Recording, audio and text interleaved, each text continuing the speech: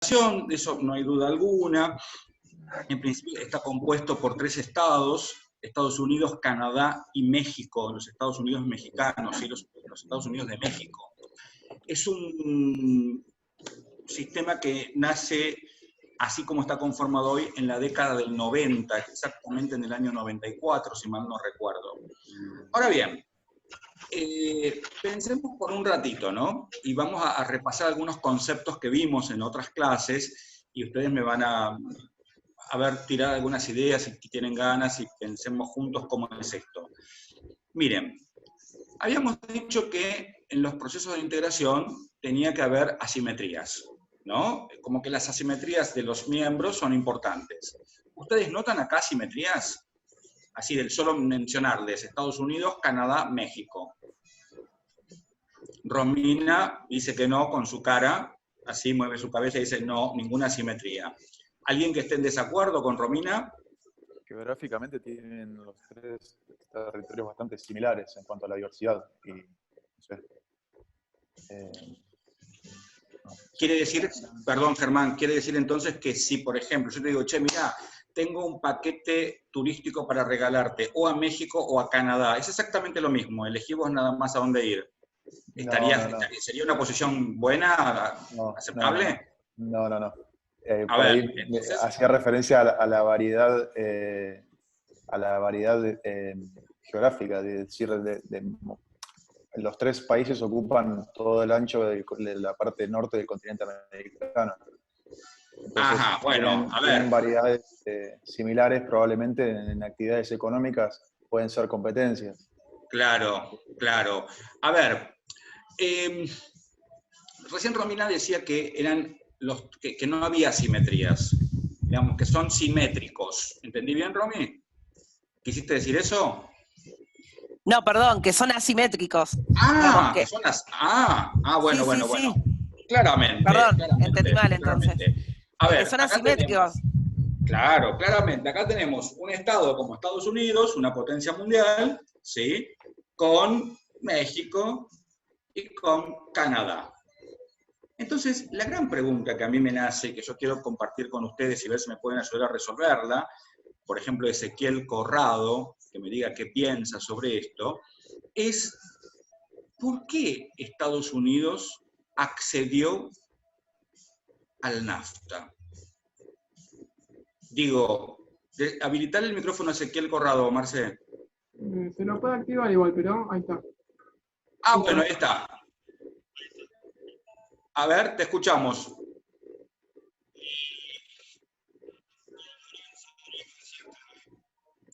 ¿Cómo? No sé con qué arrancar. Mirá. Recién entras, perdón, entonces. Sí. Estamos hablando del NAFTA, que es un sistema de integración del norte, América del Norte, y tiene 3 estados, Estados Unidos, México, Canadá, ¿sí? Okay. Habíamos pensado como primer approach, habíamos dicho, se da la asimetría. Perfecto, tenemos 3 estados asimétricos, ¿bien? Y en eso partimos a pensar, bueno, Estados Unidos, que es primera potencia, que es una de las potencias mundiales, ¿por qué interesarse en el NAFTA? ¿Por qué interesarse en su vecino México, en su vecino Canadá, digamos? Porque para que efectivamente haya voluntad de generar el ámbito de la integración, tiene que haber algún interés, ¿no? ¿Qué pensás vos, Ezequiel? Yo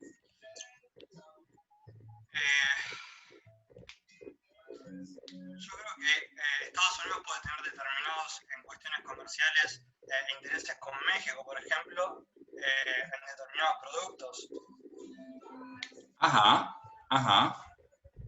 Por ejemplo, el otro día miraba un documental muy interesante respecto de, está orientada a la palta gas, que en Estados Unidos es un bien que escasea. Gran parte de la importación de Estados Unidos era a través de México. Entonces había un acuerdo ahí comercial muy importante entre México y Estados Unidos. Sí, pero fíjate que quizá siguiendo esa posición tuya, Ezequiel, que no digo que esté mal, yo podría sugerirle a Estados Unidos, mirá, con estos pobretones, simplemente hacer un tratado bilateral de inversión, que total, les va a encantar tener un contacto con vos y se acabó la historia. ¿Para qué un sistema de integración? Digo, ¿para qué avanzar tanto cuando me interesan algunos productos?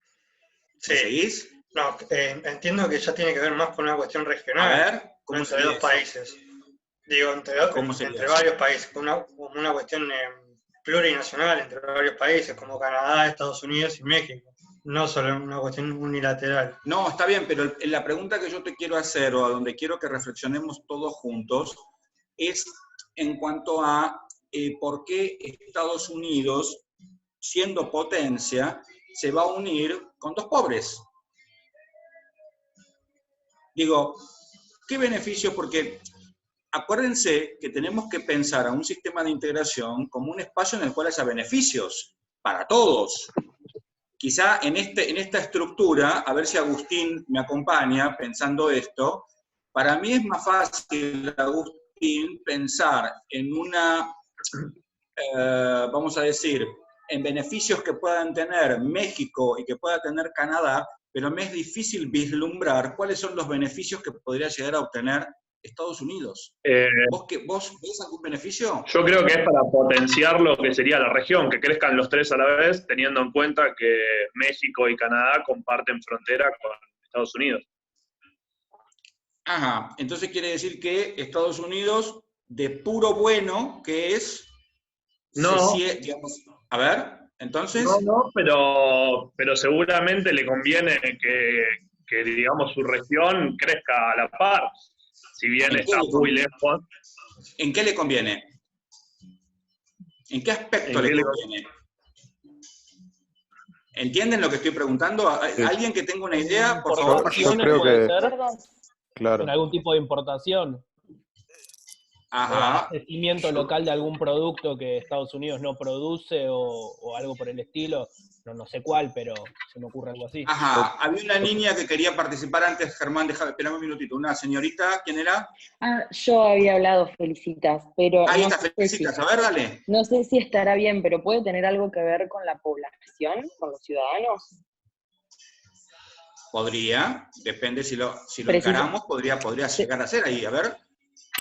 Porque se me ocurre que compartiendo fronteras y sabiendo que muchos ciudadanos capaz canadienses se van a México, a Estados Unidos, mexicanos a Estados Unidos, tal vez se me ocurre que Estados Unidos quiera que crezca.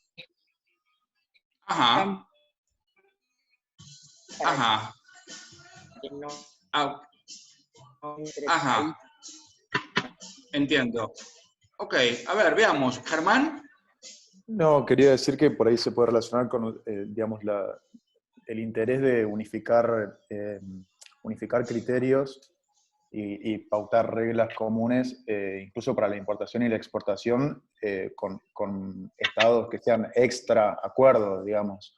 Como hablábamos la otra vez cuando veíamos el tema de...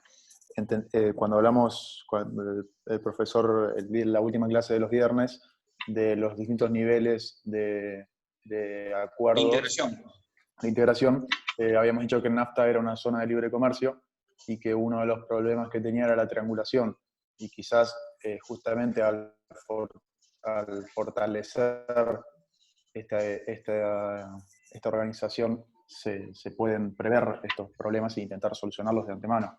Porque entiendo que para Estados Unidos no es beneficioso saber que estados extra zona están triangulando y están ingresando la mercadería por México para después ingresarla a Estados Unidos. Es decir, claro, con esta clase de acuerdos unificás y por ahí equilibrás la balanza. Claro. A ver, cuando nosotros analizamos temas de política internacional o aspectos de derecho internacional e incluso aspectos jurídicos, necesitamos posicionarnos en una mirada. ¿Qué quiero decir con esto? O podemos mirar la cosa que estamos analizando, que en este caso es un saber jurídico político, desde el lugar de Barney y sus amigos, ¿sí? desde el lugar de Caperucita, o desde el lugar del lobo, desde el lugar más feroz, desde el lugar más, digamos, drástico. ¿Bien?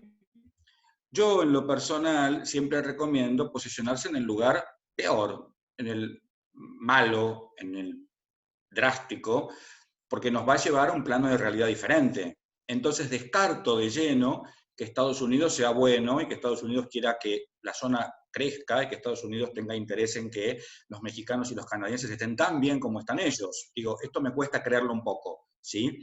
No solo por la historia de Estados Unidos, sino porque, como les dije, prefiero siempre tener una mirada más drástica de la situación para después poder bajar a un principio de realidad distinto. ¿Está bien? Si yo descarto esa mirada buena, entonces tenemos que pensar, para poder llegar a una conclusión más o menos útil, ¿qué es o cuál es el interés?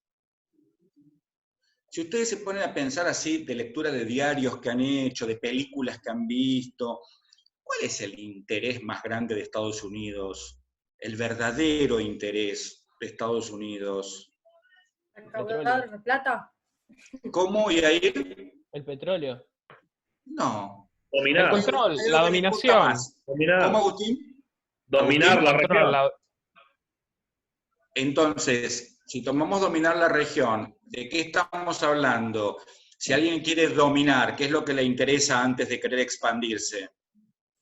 Acordar, mantener a los... Poder ¿Puedo tener- participar? Dale. Sí. Sí.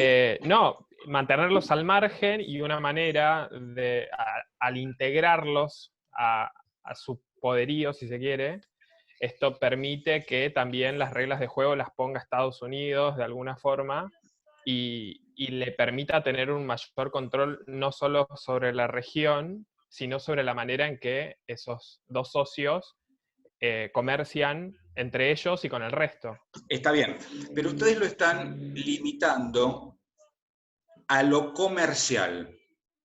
Y yo les estoy planteando desde una mirada estadual, desde el Estado. Agustín dijo, ellos quieren conquistar. Genial. Pero si yo quiero conquistar, ¿no? ¿Qué es lo que primero tengo que defender? ¿Inversiones de otros estados? Sigue La siendo soberanía. comercial eso. La soberanía. Claramente. A ver, si yo soy un Estado que me identifico con el deseo de conquistar, si aceptamos esa hipótesis como válida, es claro que necesito una política en materia de seguridad y defensa, básicamente de defensa, entendiendo la defensa como la posibilidad de repeler cualquier ataque exterior y la seguridad como la posibilidad de sostener cualquier cuestión interior. ¿Vamos bien hasta acá? ¿Sí? ¿Entienden esto? Muy bien. Entonces piensen ustedes que ese interés en este tema en particular queda plenamente satisfecho con el acuerdo del tratado del NAFTA. ¿Por qué? Porque estos nuevos socios, le están cuidando las fronteras. ¿Entienden? Un Estado como Estados Unidos, que está lleno de hipótesis de conflicto, en el año 2001 les volaron las Torres Gemelas, bueno, todo el drama del 2001, ¿se acuerdan esa situación?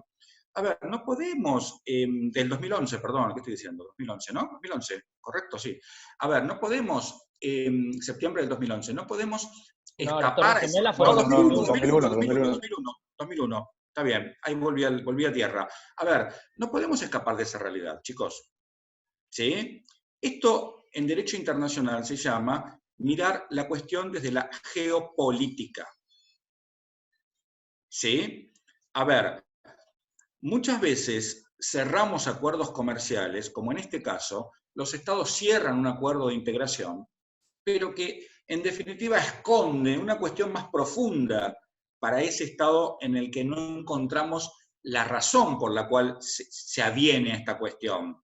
Porque me es clarísimo Canadá y México. Esto es clarísimo, pero no me es claro Estados Unidos.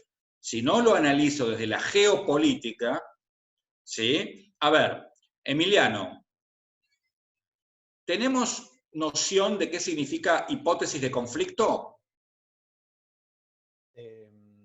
de un Estado. Sí, o sea, Estados Unidos ya de por sí la historia lo ubica como un país que siempre ha estado en conflicto, digamos. Eso sería un Estado conflictivo. Pero ¿qué es la Yo creo que hipótesis sí. de conflicto? Es que supongo que puede llegar a suceder un conflicto si se da tal hipótesis. Supongo, no lo sé. Muy bien. A ver, hiciste un juego de palabras interesante. A ver, pensemos esto. Pensemos esto. Las hipótesis de conflicto tienen que ver con el análisis que hace cada Estado frente a la comunidad internacional, los amigos, los enemigos, los no tan enemigos, todos. Dice, bueno, este me puede atacar, aquel me puede atacar, este puede ser que me ataque, este conflicto armado se refiere. Cuando se habla de hipótesis de conflicto, ¿por qué Argentina no invierte la cantidad de dinero necesario en armamento? Porque no tenemos hipótesis de conflicto, no estamos manejando hipótesis de conflicto. Al no manejar hipótesis de conflicto, entonces, ¿para qué querés invertir en armamento? Invertir en salud, ¿se entiende? ¿Por qué el Producto Bruto Interno del Producto Bruto Interno de Estados Unidos, una alícuota muy importante va hacia armamentos y a las Fuerzas Armadas? Porque tienen muchas hipótesis de conflictos. Aparte que se meten en conflictos que no les corresponde, pero amén de eso, lo cierto es que tienen muchas hipótesis de conflicto porque no tienen pocos amigos, digamos, tienen muchos enemigos. Entonces, lo cierto es que esto hace naturalmente que tengan muchas hipótesis de conflictos. Esas hipótesis de conflictos, entonces, genera que tengan que estar cuidando sus fronteras, porque no saben de dónde les va a venir el batacazo. Entonces, si miramos un mapa, ese problema encuentra una solución hermosa en este tratado, porque pueden descansar en algún sentido, porque a través del comercio las fronteras de Estados Unidos quedan custodiadas por sus socios. ¿Comprenden esto? Entonces, eso viene a explicar la razón por la cual, efectivamente, esta situación que se genera en el norte de América, en América del Norte, es de esta naturaleza, ¿sí? Y efectivamente se pudo dar, porque miren qué interesante, porque esto sucedió así. En realidad, hasta la década del 80, principios de la década del 80, digamos, toda la década del 70 incluida, Estados Unidos intentó imponerse a la América Latina, ¿sí? Entiéndase a América Latina como aquellos estados que hablan lenguas latinas, incluido el portugués y el español en sus diferentes vertientes y los dialectos y otras lenguas como el guaraní, etcétera, etcétera, de origen latino. ¿Vamos bien hasta acá? ¿Qué ocurre? No quise decir que el guaraní sea origen latino, por favor, si hay un lingüista me mata. No, tiene otro origen, pero no importa. A ver, entonces, ¿qué ocurre? El punto es que, claro, mientras Latinoamérica, la América Latina, estaba bajo gobiernos militares, bajo gobiernos dictatoriales, que estaban monitoreados por el gobierno de Estados Unidos, entonces no había ningún problema y no había alguna dificultad como se empezaron a presentar con algunos insurgentes de la década del 60 y del 70, que empezaron del 60, porque en el 70 hay poca actividad, que empiezan a conformar sistemas regionales latinoamericanos. No. Esto se fue sofocando de alguna manera, pero claro, en el 80, en la década del 80, cuando vuelven los gobiernos democráticos a la mayoría de los estados latinoamericanos, por cierto a todos, terminan volviendo hasta el 86, si mal no recuerdo, claro, esto genera que Estados Unidos tenga que cambiar su política, y lo primero que hace, en vez de bajar, es encontrar un aliado al norte de él, en Canadá. En el año 82, 83, no recuerdo bien ahora, Canadá y Estados Unidos conforman, ¿sí?, una alianza de tipo comercial, bien, en esto que señalaba Ricardo, una libertades de comercio, con una libertad de comerciar, restringida, por cierto. Ahora vamos a ver qué es el antecedente del NAFTA. Porque lo cierto es que una década después, bien, ante la realidad universal que se vivió con el colapso con la unión de las Alemanias y el colapso de la URSS en el 91, entonces ahí es donde Estados Unidos dice, es mejor estar mal acompañado antes que solo. Efectivamente, en ese contexto era conveniente conformar el NAFTA e incluirlo a México. ¿Entienden? Por eso México se incorpora más tarde. Y México, cuando se incorpora al NAFTA, en algún sentido le da, le da un poco la espalda al mundo latino. México fue muy criticado por eso, pero la realidad es que a México en principio le convenía porque la promesa era grande. ¿Vamos bien hasta acá? ¿Entienden todos esto? ¿Sí? Muy bien. Este sistema de integración se empieza a conformar en la década del 90, tal cual se señaló, entre los tres estados, como un espacio de libre comercio, ¿sí? Se intenta avanzar desde el punto de vista normativo por un espacio de libre circulación de personas, que queda más en lo macro que en lo micro. ¿Por qué digo esto? Siempre ustedes cuando analicen un tratado de integración, mejor dicho, un sistema de integración y su normativa, van a encontrar que los comienzos son a través de un tratado y después se van dictando normas, ¿sí?, que vienen a complementar este tratado, a darle forma al sistema. Para verlo mejor en el marco del Mercosur, el Tratado de Asunción es el tratado que la doctrina lo llama el instrumento macro, ¿no?, o marco, instrumento marco le dicen algunos, y los demás son protocolos que vienen a darle la forma que el sistema quiere, ¿sí? Acá el NAFTA no ha avanzado mucho entre su instrumento marco y alguna que otra modificación. La realidad es que este es un sistema que se caracteriza por su debilidad. ¿Sí? A ver, ¿por qué se caracteriza por su debilidad? Porque en realidad es un sistema que está conformado con fines diferentes a los integrativos. En apariencia es integración, pero en realidad los fines y propósitos fueron otros. Ustedes imagínense, a ver, si yo soy de Estados Unidos, soy un pequeño productor, un pequeño fabricante de X materia, ¿sí?, de X producto, que lo quiero trasladar a Canadá. ¿Qué beneficios tengo?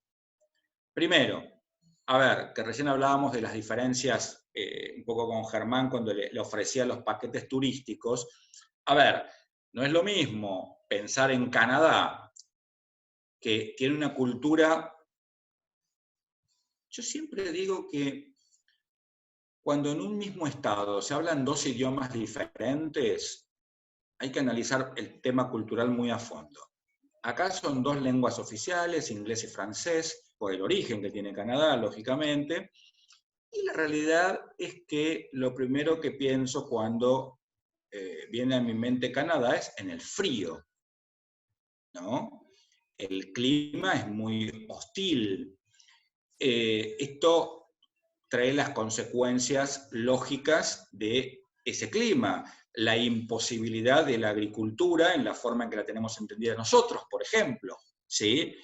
Y las consecuencias que esto trae. Vivir en Canadá, tenés que ser muy valiente. De hecho, hace muy poco se cerró una convocatoria para gente de cualquier edad, con una lista de profesiones que Canadá ofrece para que la gente se vaya a vivir a Canadá, esté un periodo de 3 años, trabaje, estudie, en fin, porque es complicado el tema de Canadá, ¿no?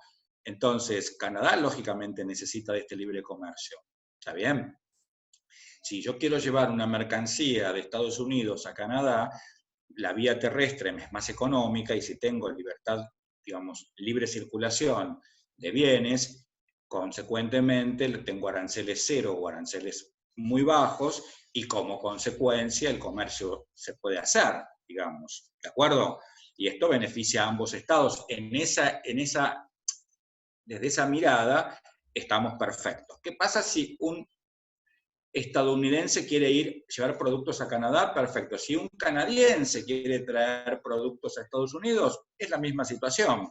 Quiero decir, porque tienen un vínculo más cercano desde el punto de vista cultural, porque tienen un vínculo desde el punto de vista del derecho internacional casi de acuerdos en su plenitud, si se quiere.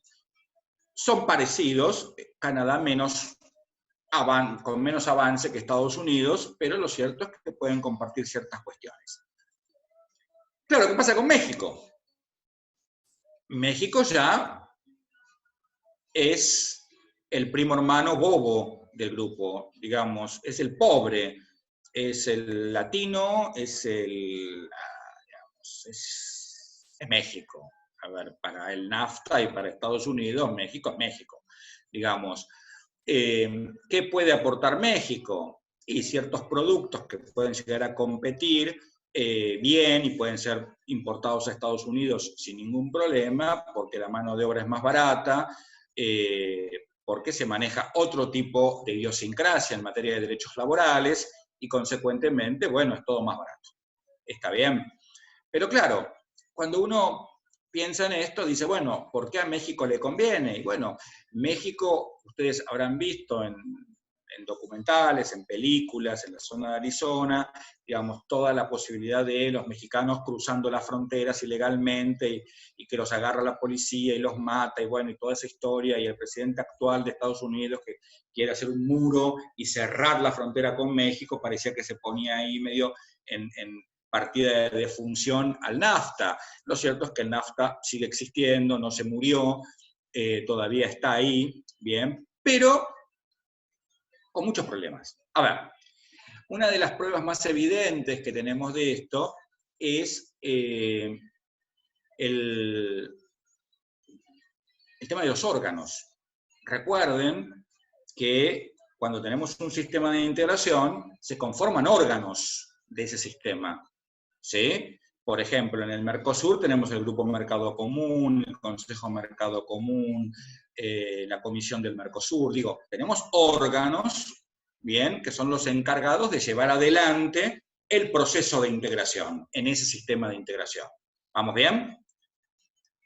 Hay un órgano que es muy interesante en el NAFTA porque es la Secretaría del NAFTA, la Secretaría Ejecutiva, la Secretaría que maneja, ¿no es cierto?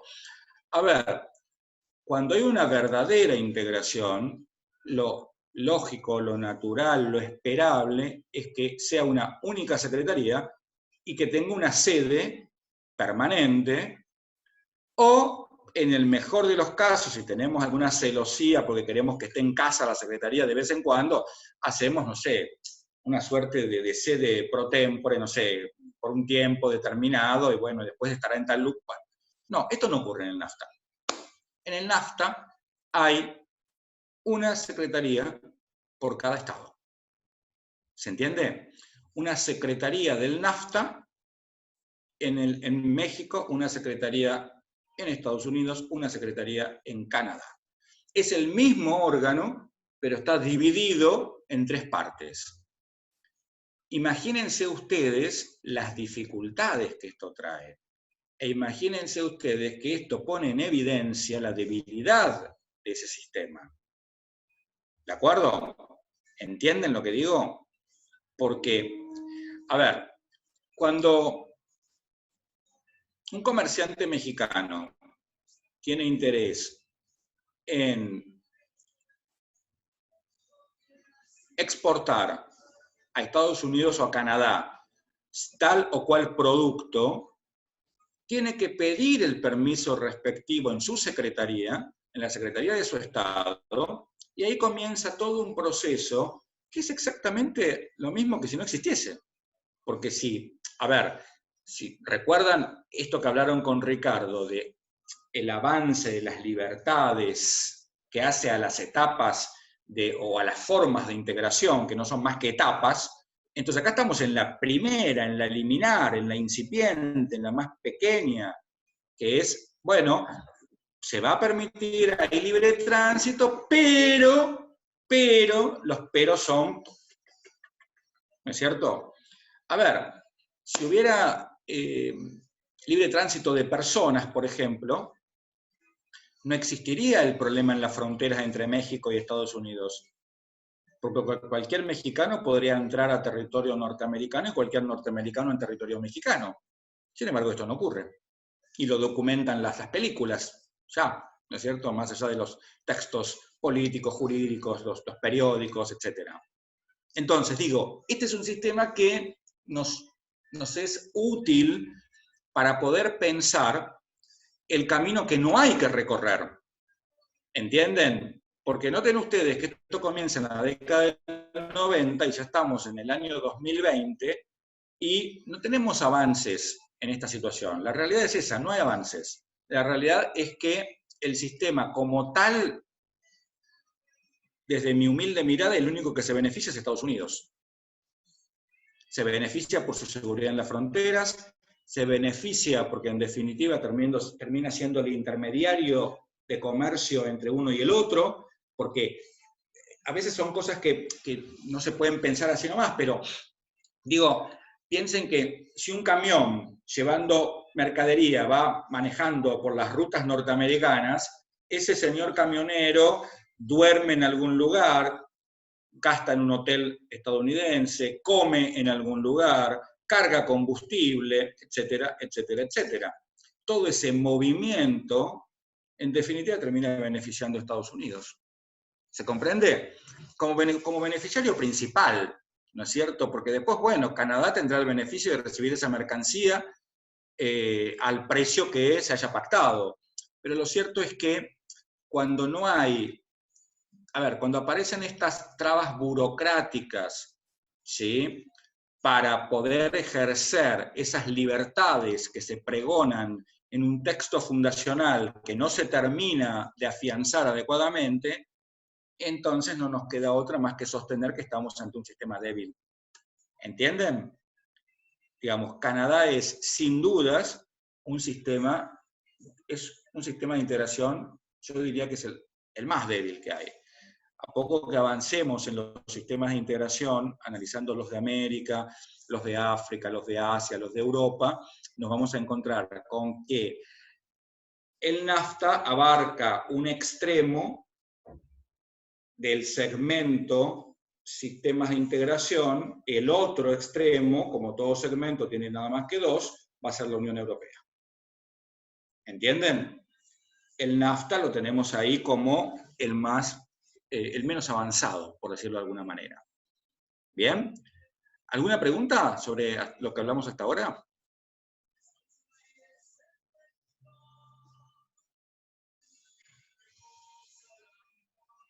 ¿No?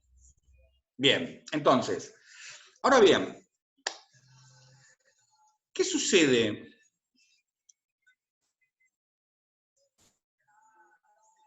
¿O qué puede suceder en estos sistemas de integración? Porque, a ver, en los sistemas de integración en general y en este en particular, ¿no? Es lo mismo, esto es para Alicia Olmo, ¿sí? Alicia, ¿pensás que el esfuerzo de los estados para acordar transportar, por ejemplo, ajíes, es similar al esfuerzo para la circulación libre de capitales?